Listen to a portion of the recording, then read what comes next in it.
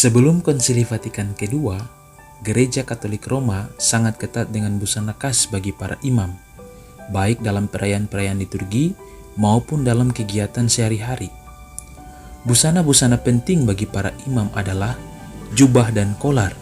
Untuk para imam biarawan, biasanya ada tambahan seperti singel atau kalung yang sesuai dengan karisma atau spiritualitas mereka. Nah, fenomena semacam ini sudah kurang terlihat di zaman sekarang, terutama setelah Konsili Vatikan kedua. Padahal, anjuran mengenai penggunaan busana liturgi ini tetap sama meskipun sudah lebih terbuka sesuai dengan konteks budaya atau daerah setempat. Di Asia, terlebih khusus di Indonesia, para imam sejauh mata memandang kurang terlalu memperhatikan tentang penggunaan busana khas mereka. Memang kalau dalam perayaan-perayaan Ekaristi, para imam sudah mengenakan busana liturgi secara baik dan pantas. Tetapi dalam kegiatan-kegiatan resmi, seperti menghadiri acara pemerintahan atau acara keagamaan lainnya, para imam cenderung memakai busana biasa, seperti baju kemeja, celana kain, dan sepatu, daripada menggunakan busana khas mereka, yakni jubah dan kolar. Mengenakan baju kemeja, celana kain, dan sepatu yang bagus memang terkesan rapi dan elegan, tetapi kurang memperlihatkan identitasnya sebagai seorang imam atau rohaniwan Katolik yang sesungguhnya. Setiap imam tentunya memiliki alasan tersendiri tentang pengenaan busana khas mereka. Ada yang selalu konsisten menggunakan busana khas imam, yakni jubah dan kolar dalam acara-acara resmi. Ada juga yang lebih memilih untuk tidak mengenakan busana khas tersebut. Tetapi harap diingat bahwa gereja selalu menegaskan agar para imam untuk disiplin dalam mengenakan busana gerejawi yang pantas. Kitab Hukum Kanonik artikel 284 menegaskan bahwa para klerikus hendaknya mengenakan pakaian gerejawi yang pantas menurut norma-norma yang dikeluarkan konferensi para uskup dan kebiasaan setempat yang legitim. Penegasan ini mewajibkan agar para uskup dan kurianya menetapkan norma-norma tentang busana gerejawi bagi para imam secara pantas dan mengikuti kaedah-kaedah hukum yang berlaku. Hukum partikular di Amerika Serikat yang ditetapkan oleh Dekrit Baltimore 2 dan 3 nomor 77 bahwa jubah harus digunakan di gereja dan pastoran, sedangkan di luar digunakan kemeja hitam. Pada jubah maupun kemeja hitam tersebut digunakan Roman collar atau kerah Romawi. Ketentuan ini tetap berlaku setelah promulgasi KHK 1917. Sedangkan di Indonesia, menurut keterangan dari almarhum Romo Bosco Dakunya, Sekretaris Komlit KWI, adalah ketentuan pakaian imam adalah jubah untuk upacara konselebrasi, namun KWI belum mengeluarkan ketentuan spesifik tentang busana imam di luar upacara liturgis ataupun di tengah khalayak ramai.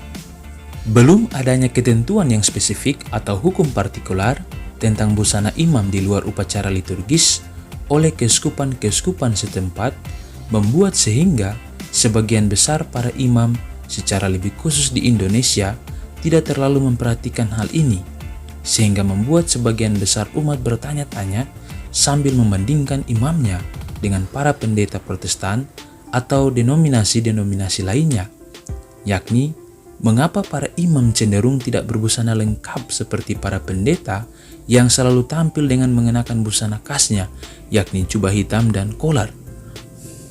Para imam lebih memilih mengenakan busana biasa daripada busana khasnya, yakni jubah dan kolar. Nah, fenomena semacam ini membuat sehingga timbul spekulasi bahwa busana kolar itu adalah milik dari para pendeta saja.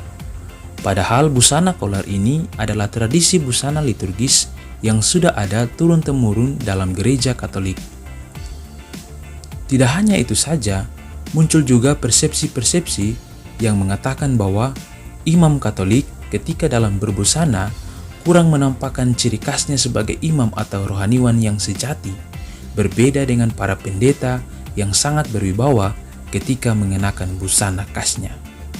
Kemungkinan atas dasar keprihatinan bahwa semakin banyak imam tidak lagi mengenakan busana gerejawi di luar gereja, maka pada tanggal 8 September 1982, Paus Yohanes Paulus II menulis kepada Wakil Kepausan Roma, Papal Vicar of Rome, untuk menuliskan norma-norma tentang penggunaan busana klerik dan religius di Keuskupan Roma.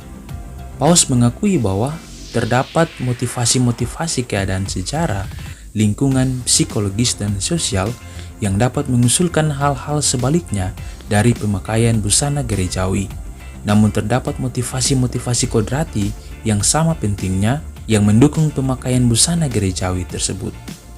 Menurut Paus, argumen-argumen yang menantang pemakaian busana gerejawi bagi kaum klerik nampak lebih bersifat manusiawi daripada gerejawi. Dalam pandangan Paus, tanda yang membedakan antara klerik dan awam adalah penting, sebab pembedaan itu memberikan kontribusi positif terhadap kepantasan imam dalam bertingkah laku atau di dalam pelaksanaan pelayanannya. Tetapi di atas semua itu, sebab pembedaan itu memberikan bukti di dalam komunitas gerejawi tentang kesaksian publik bahwa setiap imam seharusnya mempertahankan identitasnya sendiri sebagai milik Allah yang istimewa. Special belonging to God. Di kota-kota sekular modern, di mana rasa akan kesakralan menjadi sedemikian lemahnya, membutuhkan tanda yang berharga yang ditampakkan oleh busana religius. Tanggal 1 Oktober 1982, Wakil Roma Kardinal Poletti mengeluarkan norma-norma.